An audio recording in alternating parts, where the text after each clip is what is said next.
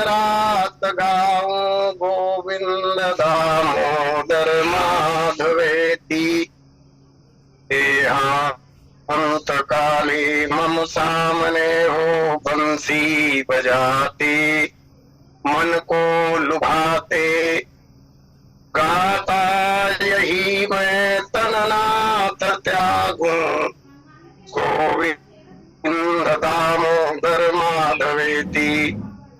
याज्ञवल्क्य भरद्वाज मुनि उमा समेत महेश बंधो तुलसीदास पुनि।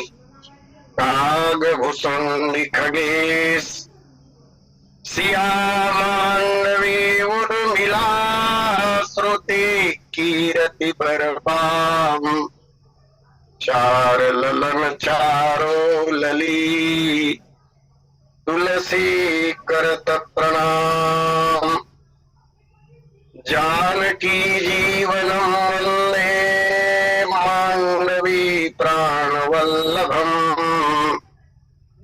उर्मिलारमणं वंदे कीर्तिकांतं नमाम्यहम्। बोलिए लखन से रामचंद्र की जय।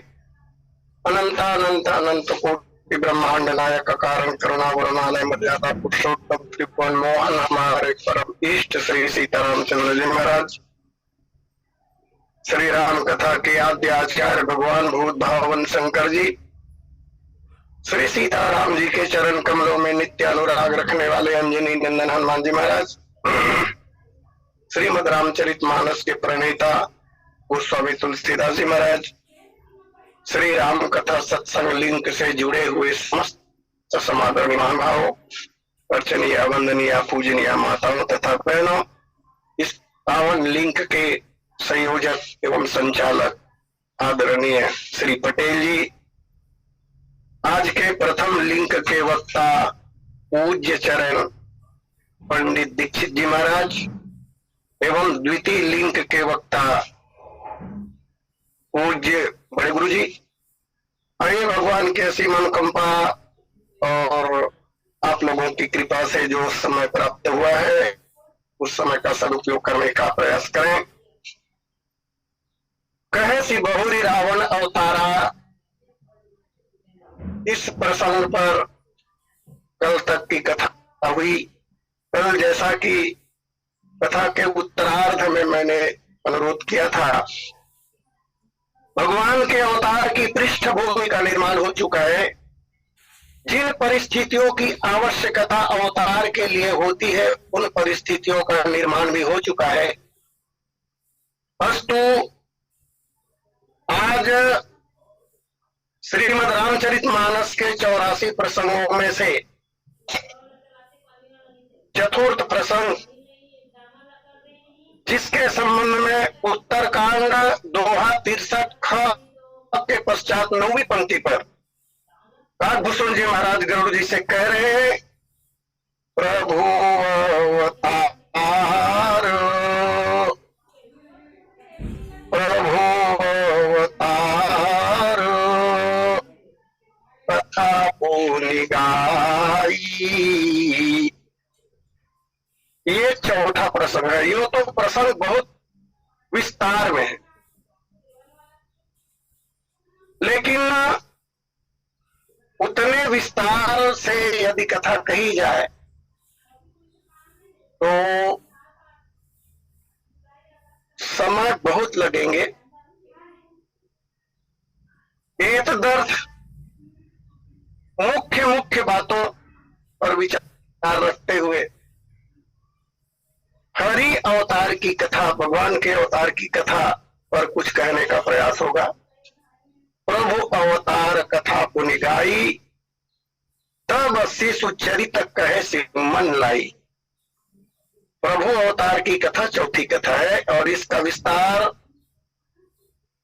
बाल कांड में दोहा 192 तक है। तो आइए मैं निवेदन करूं, जैसा कि मैं कह रहा था, अवतार के लिए जिन परिस्थितियों की आवश्यकता होती है वे परिस्थितियां निर्मित हो चुकी, जैसा कि गोस्वामी जी महाराज कह रहे हैं, पाढ़े खल बहु चोर जुआरा, झीलम पट पर धन पर धारा। भगवान का अवतार कब होता है? गोस्वामी जी महाराज ने बड़ी सुंदर बात कही, संकेत किया उन्होंने, जब जब होई धर्म के हानि, पाढ़ी असुर अधर्माय अभिमानी। जब जब धर्म की हानि होती है, जब जब धर्म के क्षेत्र में ह्रास होता है और बाढ़ई असुर अधम अभिमानी, असुरों की संख्या बढ़ जाती है, अधर्मियों की संख्या बढ़ जाती है, अभिमानी लोगों की संख्या बढ़ जाती है, तब तब धरी प्रभु विविध शरीरा।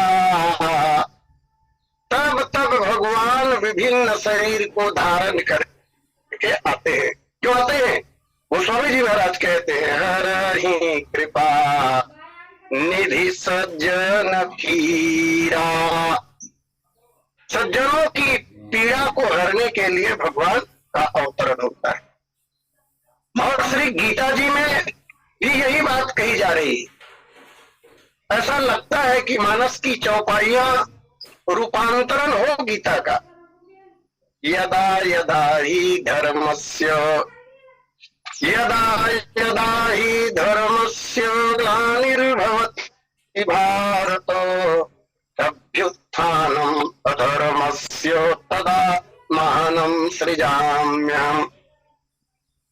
परित्राणाय साधूनां विनाशाय च दुष्कृतां, धर्म संस्थापनार्थाय संभवामि युगे युगे।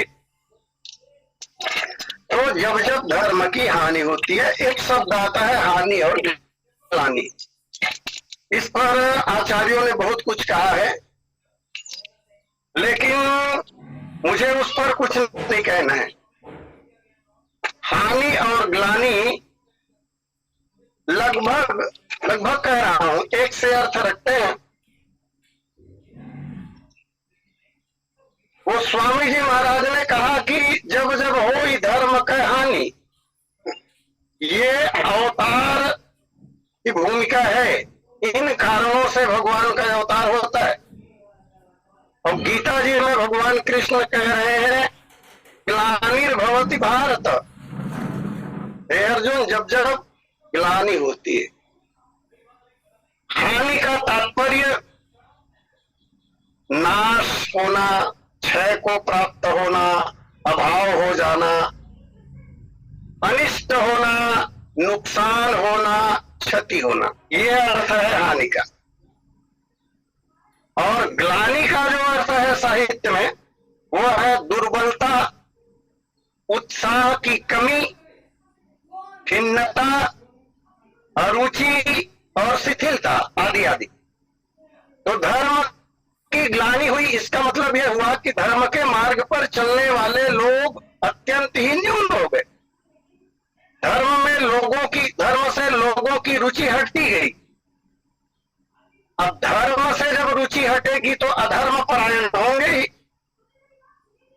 और इस हिसाब से देखा जाए तो धर्म की हानि ही हो रही। तो जब जब धर्म की हानि होती है, बाढ़ई असुर राक्षस बढ़ जाते हैं। और जहां से यह प्रसंग आरंभ हो रहा है आज की कथा में, बाढ़े खल बहु चोर जुआरा, वहां भी खलों का बढ़ना कहा गोस्वामी जी ने। बढ़ना शब्द संकेत करता है कि ये पहले से विद्यमान थे। और यह बात सत्य भी है। जब गुण और दोष दोनों के मिश्रण से ये सृष्टि बनी, दुनिया बनी, क्योंकि केवल गुण से अथवा केवल दोष से दुनिया नहीं बन सकती है। उदाहरण के लिए रोटी बनाने के लिए आटा चाहिए और पानी भी चाहिए।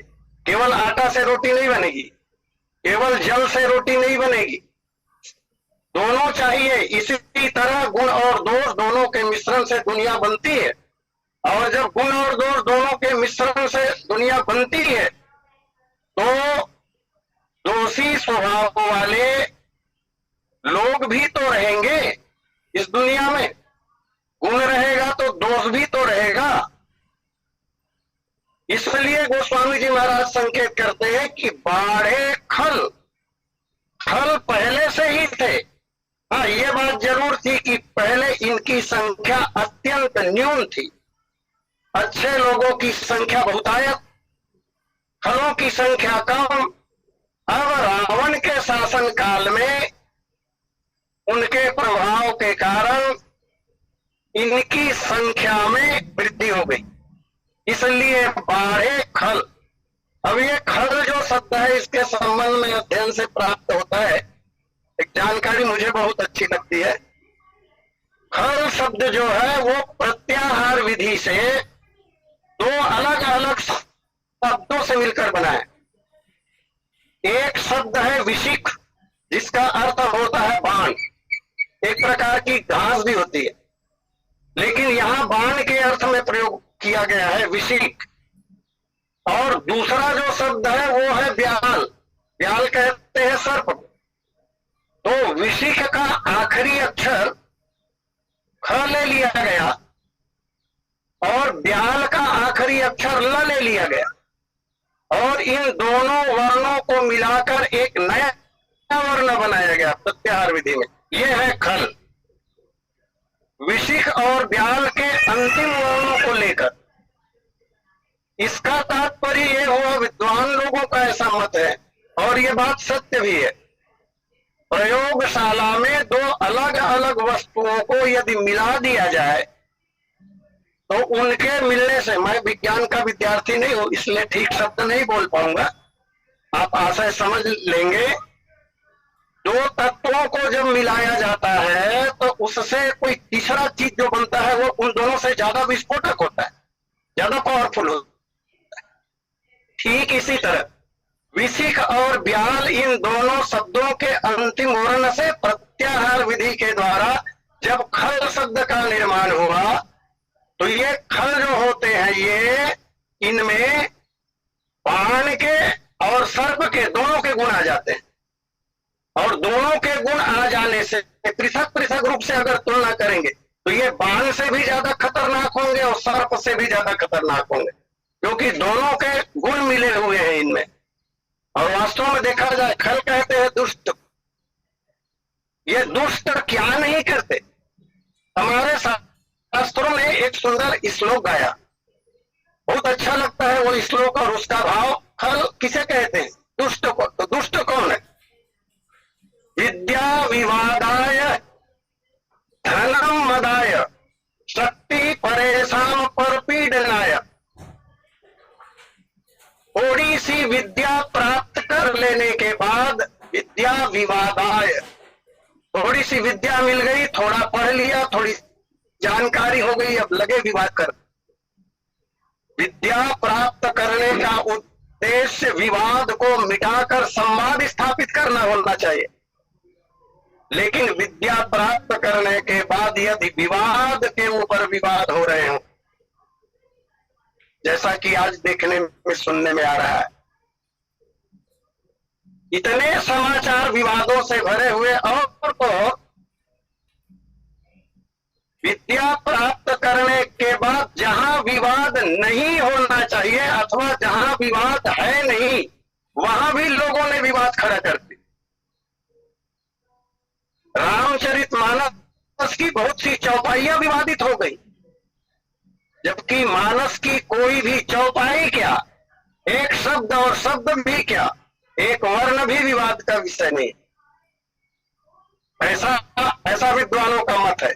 और ठीक ठाक अर्थ यदि लगा लिया जाए तो विवाद दिखाई भी नहीं देता। लेकिन विवाद चल रहा है तो विद्या विवादाय धनमदाय, थोड़ा सा धन क्या मिल गया, लोग अहंकार में फूले नहीं समाते, यही खलों का लक्षण है। विद्या विवादाय धनम मदाय शक्ति परेशान पर पीडनाय, भगवत कृपा से थोड़ी सी शक्ति क्या मिल गई, लगे पहलवानी करने, उस प्राप्त बल का उपयोग कर रहे हैं समाज को सताने के लिए, यही खलों के लक्षण। और जब रावण का शासन काल आया तो पिछली कथाओं में हमने पाया कि उनका अत्याचार कितना फैल रहा है, कितना फैल गया है, बहुत अत्याचार।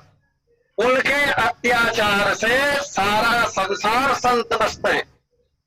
तो ऐसा अत्याचार जब फैल जाता है, असुर अधम अभिमानी लोगों की संख्या में अभिवृद्धि हो जाती है, अर्थात इनकी उन्नति के ऊपर उन्नति होने लगती है। अब एक वर्ग की उन्नति होगी तो दूसरा वर्ग अवनति की ओर निश्चित है जाएगा। मुझे एक बात याद आती है, शुभ लाभ अच्छी बात है, एक जगह पढ़ने को मिलता है शुभ और लाभ, लेकिन शुभ का दूसरा पक्ष लाभ का, क्षमा करें, लाभ का दूसरा पक्ष हानि ही तो है। यदि मुझे लाभ प्राप्त करना हो तो जब तक मैं सामने वाले को हानि नहीं पहुंचाऊंगा मुझे लाभ कैसे हो? बिना किसी को हानि पहुंचाए लाभ हो ही नहीं सकता त्रिकाल में। तो मेरा निवेदन ये है कि एक वर्ग का, वर्ग कह रहा हूं, एक वर्ग विशेष का उत्थान होगा, उन्नति होगी, तो एक दूसरे जो उनके विचारधारा के नहीं है उनकी अवनति होगी। और यही देखा जा रहा है, रावण के शासन काल में राक्षसों का तो उत्थान हुआ, लेकिन देवताओं का, ऋषियों का, मनुष्यों का, गंधर्वों का, इनका क्या हुआ? बेचारे गिरी कंदराओं में छिपे हुए हैं प्राण बचाने के लिए। एक दिन कथा में बात आई थी, देवताओं ने एक बार पक्षियों का रूप धारण कर लिए, चिड़िया बनना पड़ा उन्हें भय के कारण। तो ये परिस्थिति जब निर्मित होती है तब तब धरि प्रभु विविध शरीरा, तब तब भगवान अलग अलग शरीर को धारण करते हैं। जैसा कि भगवान के जो 24 अवतार कहे जाते हैं उनमें आप देखेंगे केवल 2 अवतार पूर्ण अवतार है, श्री रामावतार और श्री कृष्णावतार, बाकी सब अंशावतार है, अपूर्णावतार है। विविध रूप को भगवान धारण करते हैं, कभी वाराह बन जाते हैं, कभी कच्छप बन जाते हैं, कभी मत्स्य बन जाते हैं, कभी भगवान नरसिंह का रूप बना लेते हैं। तो जब जिस रूप की आवश्यकता होती है उस रूप को भगवान धारण करते हैं अवतार लेकर। बड़ी अच्छी व्याख्या कर रहे थे दीक्षित जी महाराज, उन्होंने जो बात कही बहुत शास्त्रीय व्याख्या। ऊपर से उतरना, उतरना ऊपर से ही होगा नीचे के लिए, बस उसी का नाम अवतार है। ऊपर से उतरना, अनंत ऊंचाइयों में रहने वाला वह ईश्वर, उनके मन में जब क्षोभ होता है, ईश्वर वैसे किसी चीज में निर्लिप्त नहीं होता, कोई गुण उसमें नहीं होता है, साक्षी भाव से वो देखता है, लेकिन फिर भी क्षोभ जब उत्पन्न होता है अथवा उनके मन में यह बात आती है कि मुझे कुछ खेलना चाहिए, लीला खेलनी चाहिए, तब वह अनंत ऊंचाइयों वाले अपने दिव्य लोगों को छोड़कर भक्तों को सुख देने के लिए, जगत का कल्याण करने के लिए, संसार को मार्ग बताने के लिए पीछे आते हैं, से ही अवतार कहते। तब तब धरि प्रभु का, भगवान अवतार लेते हैं, ईश्वर अवतार लेते हैं। प्रभु उनको इसलिए कहा जाता है क्योंकि प्रभुवति कर्तुम अकर्तुम अन्यथा कर्तुम वासा प्रभु, करने योग्य और नहीं करने योग्य, संभव को तो सब कर लेंगे कैसे भी कर, लेकिन असंभव को भी जो संभव बना दे उसे प्रभु कहते हैं। तो इस तरह असंभव को भी संभव कर देने वाले परमात्मा जगत का कल्याण करने के लिए अपने दिव्य धाम को छोड़कर नीचे आते हैं। भगवान का धाम बड़ा मनोहर है, सात्विक गुणों से भरा हुआ, सत्यम शिवम सुंदरम से युक्त। ये पद मैंने एक दो बार और गाया है। वनवास के समय माता कौशल्या ने भगवान राम से पूछा था, राम सत्यम शिवम सुंदरम सुखों का समुद्र है जहां, यह है राम जी का लोक।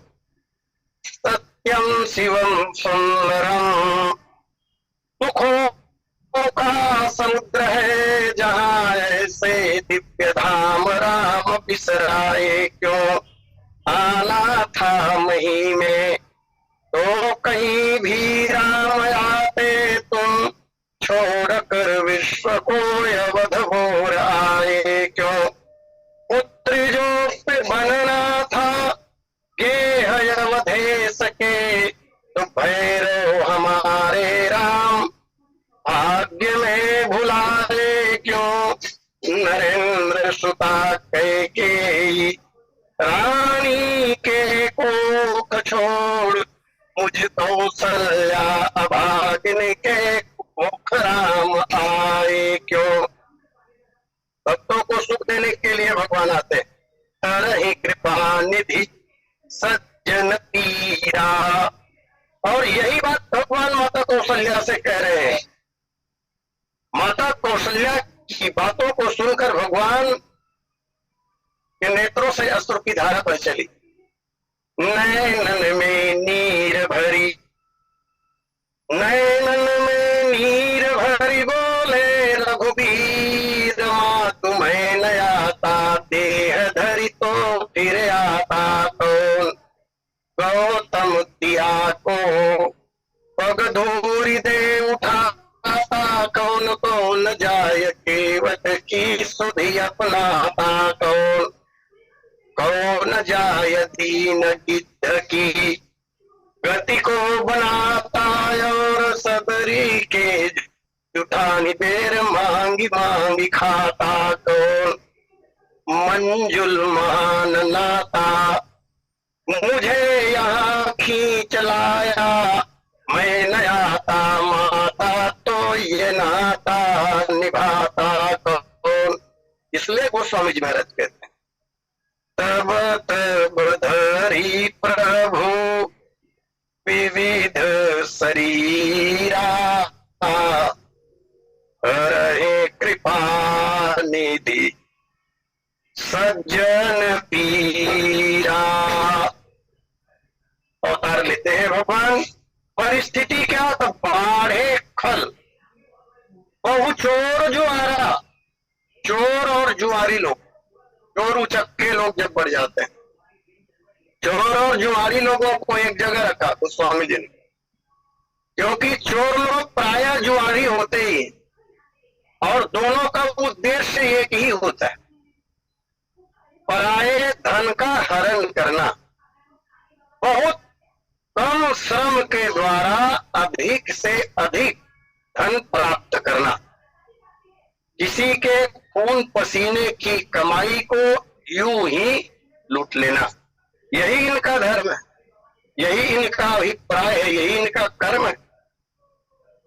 ऐसे लोगों की संख्या जब बढ़ जाती है, तो मैं निवेदन करूं, जिनका धन हरण करते हैं केवल उन्हीं का नुकसान नहीं करते।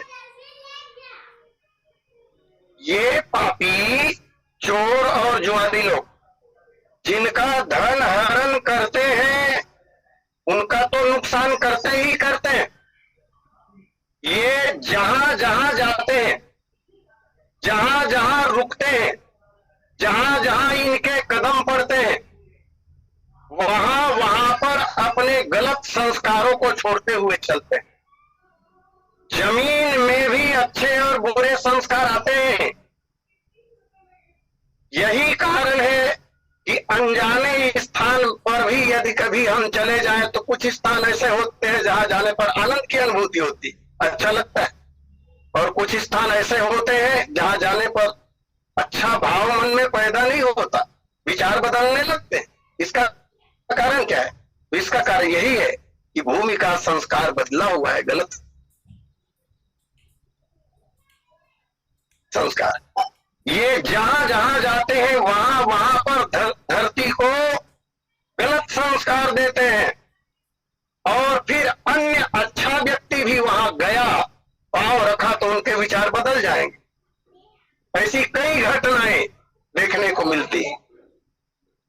महात्मा आनंद स्वामी सरस्वती जी महाराज उर्धन्य विद्वान हो गए आर्य समाज के, बहुत ग्रंथ उन्होंने लिखे हैं वेदों पर। उनकी किताबों में हमने कभी पढ़ी थी। एक आदमी था, जीवन भर चोरी करता था। अंतिम क्षणों में कभी ज्यादा उसको धन मिल गया, उसने सोचा जीवन भर पाप किया है, थोड़ा पुण्य कर दिया जाए। बाहर से लगता है कि इनके कुछ कार्य धर्म के हैं, लेकिन धर्म के कार्य होते नहीं। बहुत ज्यादा धन प्राप्त किया चोरी में, उसने एक सुंदर सा कुआं बनवा दिया जिस गांव में वो रहता था। बहुत बड़ा कुआं, सुंदर कुआं, और उस कुएं में लबालब जल भरा हुआ है। सुंदर सी बाल्टी नई नई रस्सी बांध के रख दिया वहां। राहगीर जो आएंगे इस मार्ग से जाएंगे वो अपनी प्यास बुझाएंगे जल पी। बहुत लोग आते जाते हैं, जल पीते हैं। इसी क्रम में एक महात्मा जी आए, सन्यासी थे। पिछले 20 वर्षों से उन्होंने सन्यास ले रखी थी। नास्ति न्यास इति सन्यास। जगत की कोई धरोहर जिसके पास नहीं होती है उसको सन्यासी कहते हैं। ऐसा बाबा त्यागी तपस्वी, प्यास लग रही थी, कुएं के पास में गया, देखा जगत को शानदार है, वहां बाल्टी से पानी निकाला और पिया। जैसे ही जल पिया उस कुएं का, जल के पीते ही उसका विचार बदल गया। मैं ठहरा सन्यासी, मेरे पास कुछ है नहीं। जब स्नान करता हूँ कपड़े गीले हो जाते हैं, तो कपड़ों को सुखाने के लिए मुझे रस्सी चाहिए। इधर उधर देखा, कोई देख तो नहीं रहा है, रस्सी निकाल ली बाल्टी से। और जैसे ही रस्सी निकली, गांठें खुली, उनके मन में एक दूसरा विचार आया। बोले 20 वर्षों से मैंने सन्यास की दीक्षा ले ली है, संसार को छोड़ा मैंने, घर द्वार छोड़ा मैंने, पत्नी बच्चे छोड़े मैंने, और ये 10-20 रुपए की रस्सी के लिए मेरी नियत क्यों डूब। आगे की यात्रा कैंसिल, मुड़ गया बस्ती की ओर। और जब बस्ती में प्रवेश किया तो कुछ बूढ़े लोग सुंदर धार्मिक चर्चा करते बैठे थे। पुराने दिनों की बात है, घरों के बाहर चौरा हुआ करता था, आज भी होते हैं, लेकिन आज उस तरह की चर्चा नहीं होती जैसा पहले होता। बुजुर्ग लोग बैठे कुछ बतिया रहे थे, धार्मिक चर्चा चल रही थी। महात्मा जी चले गए, लोगों ने प्रणाम किया, संस्कारवान लोग थे। और तब महात्मा जी ने गांव वालों से पूछा कि भाई ये तुम्हारे गांव के बाहर ये जो सुंदर सा कुआं बना है, इसको किस धर्मात्मा ने बनाया?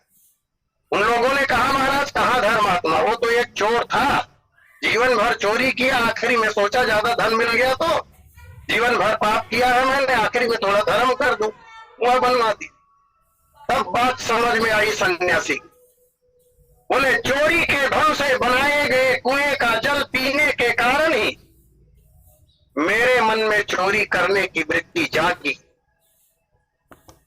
मेरा कहने का तात्पर्य केवल इतना है कि ये जिनके यहाँ चोरी करते हैं केवल उनका नुकसान नहीं पहुंचाते, वरन कितने लोगों को अपने गलत संस्कारों के कारण चोर बनाते हैं, चोरों की सृष्टि करते हैं। इससे ज्यादा नुकसान हो। धन हरण करने पर तो एक व्यक्ति का नुकसान हुआ, लेकिन कितने लोगों को जब चोर बना देता है तो संसार की क्या दशा होगी। ये कथा महात्मा जी लिखते हैं। ऐसे लोगों की संख्या बढ़ जाती है। अब लंका में तो सब वही भरे, जगत का सबसे बड़ा चोर वहां का अधिपति ही है रावण, दुनिया जानती है। तो पारे खल बहु चोरे जुआरा, जुआ खेलने वाले लोग, जरा भी इनके मन में पीड़ा नहीं होती। किसी का धन 10-20 मिनट आधा घंटा बैठकर लूट लेना और उनके बाल बच्चों के पेट में लात मार देने की नियत। मनुष्य है या कोई और। पाड़े खल बहु चोरे जुआरा, जीलम पट पर धन पर दारा। ये लंपट भी होते, इनकी दृष्टि पराई नारी और पराये धन पर लगे होते हैं। कल की कथा में एक श्लोक मैंने गाया था, आतताई, ये सब आतताई ही है। अग्निदो गर्दश्चैव शस्त्र पानार्धनाप क्षेत्र दारापहर्ता च सडेते आतताई न। भरमार हो गई है दुनिया में इनकी। पाढ़े खल बहु चोरे जुआरा, जेलम पट पर धन पर दारा। गोस्वामी जी महाराज ने रामचरितमानस में एक बड़ी सुंदर चौपाई लिखी। वैसे तो मानस की सारी चौपाई सुंदर है, लेकिन अगर भगवान को प्राप्त करना हो, अगर ईश्वर चाहिए जीवन में, तो बस ज्यादा कुछ करने की आवश्यकता नहीं है। गोस्वामी जी महाराज कह रहे, पर धन पत्थर मानिए। यद्यपि ये दोहा यहाँ का नहीं है रचना गोस्वामी जी की। पर धन पत्थर मानिए परतीय मातु समान, इतने से हरि ना मिले तो तुलसी दास जमान। लेकिन रावण के शासन काल में इस सब का भाव है, मां नहीं मातु पिता नहीं देवा,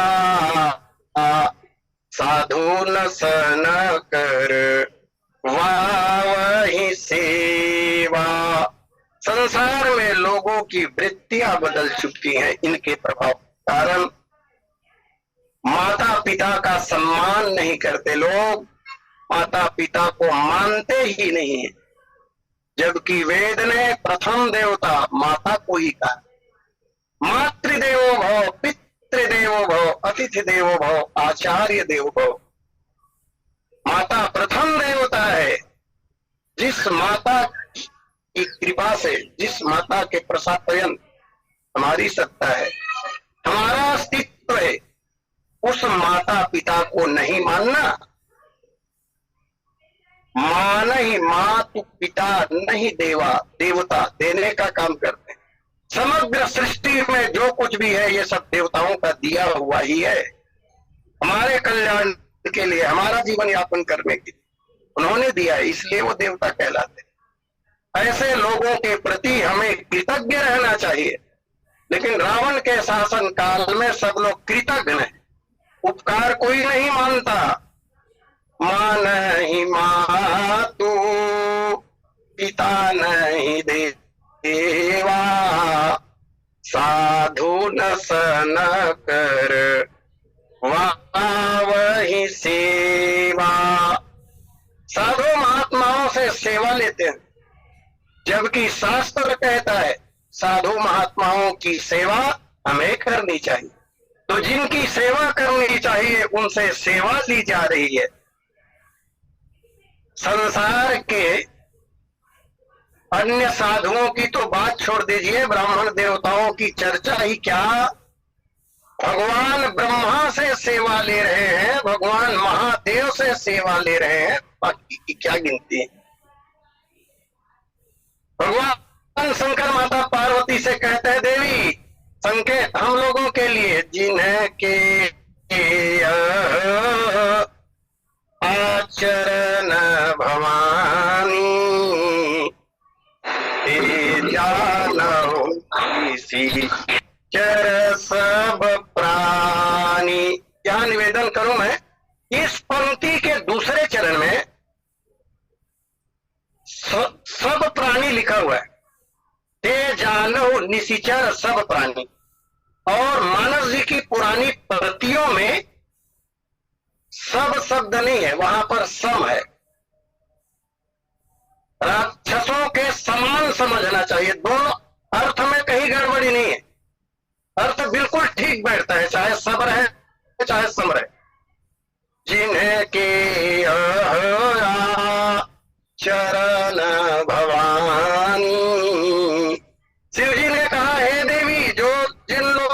ऐसा आचरण है, जिनका ऐसा व्यवहार है, जो ऐसा बर्ताव करते हैं, कैसा माँ नहीं मात पिता नहीं देवा साधु संत करवावे सेवा, जो लोग ऐसा करते हैं बस यही लोग ते जानहु निशिचर सब प्राणी, वो सभी लोग राक्षस। और सम शब्द अगर रख दे तो वो राक्षसों के समान है, बस इतना अंतर पड़ेगा। इस तरह राक्षस शब्द उस दिन मैं बोल रहा था, ये शब्द सुना जाए या पढ़ा जाए तो एक अलग से आकृति आंखों के सामने दिखाई देती है, ऐसा कुछ नहीं है। मनुष्य भी यदि ऐसा बर्ताव कर रहे हैं तो राक्षस ही तो है, राक्षस के अलावा और है ही क्या। इसलिए कहा जिनके यह आचरण भवानी ते जानो निशिचर सब प्राणी। इस दशा में सब लोग प्रभावित हैं। आगे गोस्वामी जी महाराज कह रहे हैं, अतिशय देखी धर्म के ग्लानि। अब देखिए, मैं निवेदन करूं, पहले कहा जब जब होगी धर्म के हानि, और यहाँ कह रहे हैं अतिशय देखी धर्म के ग्लानि, परमास भी तो धराय कुलानी। अतिशय देखी धर्म के ग्लानि,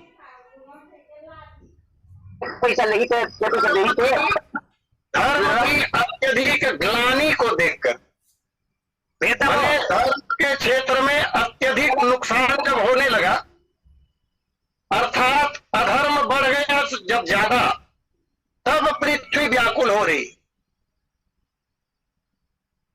निवेदन किया गया था कि राक्षस तो पहले से ही है, और राक्षसों का धर्म ही है अधर्म के मार्ग पर चलना।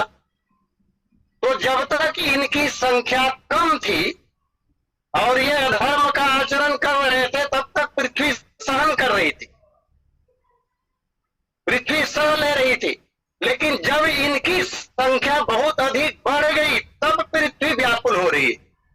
अतिशय देखी धर्म के ग्लानि, धर्म की अतिशय बहुत अधिक क्षति जब होने लगी, तब परम सभी माता पृथ्वी जो है वो भयभीत हो जाती है, डर जाती है और व्याकुल हो जाती। आइए इस पर पुनश्च कल चर्चा का प्रयास होगा, समय पूर्णता पर है, इसलिए मैं अपनी वाणी को यहीं विराम देते हुए सादर आमंत्रित करूं आदरणीय पटेल जी को। बोलिए लखन सिया रामचंद्र की जय।